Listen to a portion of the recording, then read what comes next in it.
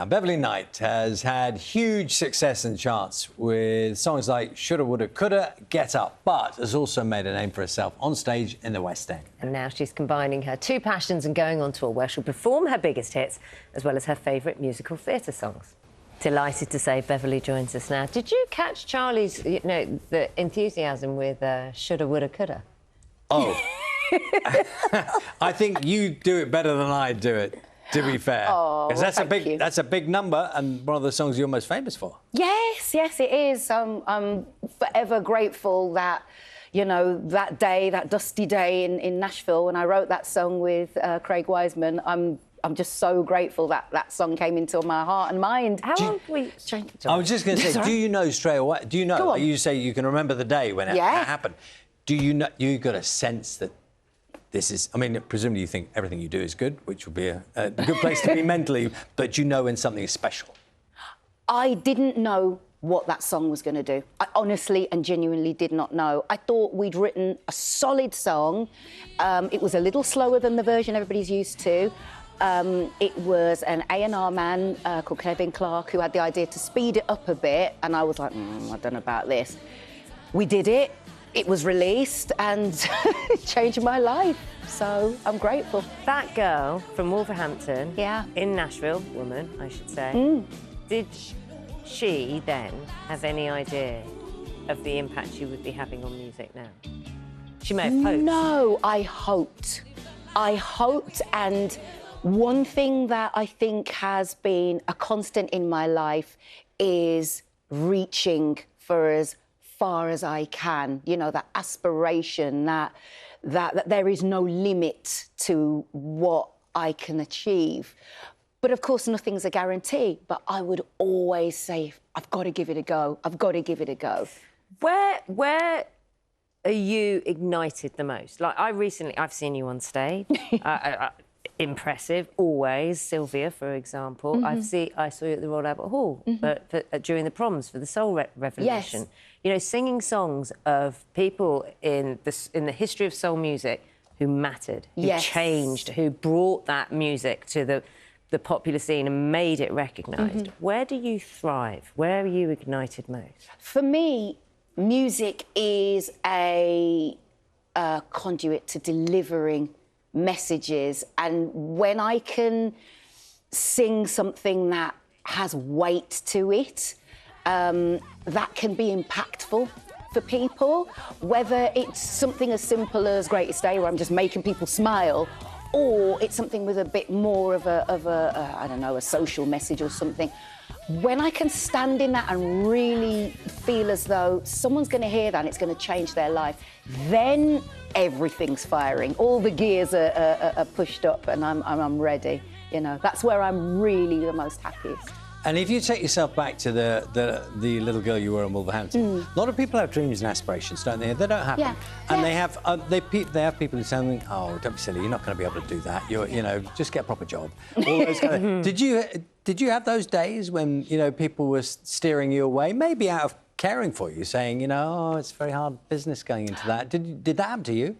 I didn't, because I was such a little bookish person, like a little nerd, and I knew I had my education. That was solid for me. Nothing was going to shake me from knowledge. And so I made sure that I got all the things that I was supposed to do, get your degree and all of that. And then it was full throttle in music and entertainment. And there was nothing and no power anywhere that was going to deter me or steer me away. I was just so focused on making it work for me. Perhaps so focused that I forgot to smile and look back and appreciate the steps, but I was full throttle. Perseverance. When should you have smiled more? I think, well, you showed a clip of me on Top of the Pops. When I got to Top of the Pops, I should have gone, oh my God, what a moment. I was like, right, Top of the Pops, right, what's next? And I just kept ploughing through. Oh, you didn't enjoy the moment? I didn't savour it. While I was doing it, it was fab, but I was already thinking, OK, the next steps. What are the next steps? What are we doing next? So when did you stop thinking, what are the next steps, and just enjoy the moment now? And I suppose with that comes, I'm doing OK. You know, I'm making music and singing songs that are making a difference. I'm doing okay. I don't know if I've ever truly given myself the opportunity to just go, I think the first time I approached something like that was when I threw a gig to celebrate turning 50. That was the first time I went, oh, there's all these things that I've done, and here I am. I mean, this next tour that I've got coming up certainly is a moment to just look at my career as it is at this moment, all the facets, and go, yeah, this is good. How did you choose what was going in and what wasn't staying in? I'm still fiddling with the set list. There's, I mean, there's 30 plus years of music that has shaped my life, and that's just in a professional capacity. There's another 20 years prior to that of songs that have been impactful in my life. How do I get a snapshot of all of those things? Well, I'm certainly going to include hits. I'm certainly going to include some of the important songs from musical theatre. But I do also want to give audiences a sense of where I've come from, the songs that have led me to this point. I mean, we've got a big list of the stuff that's coming up for you. There's the tour you mentioned before, Sylvia, the musical Nag I mentioned before, Maria and Rosetta, the musical. We've got nomination at Black British Theatre Awards as well. There's a lot of stuff going on. There's a lot. A lot of stuff.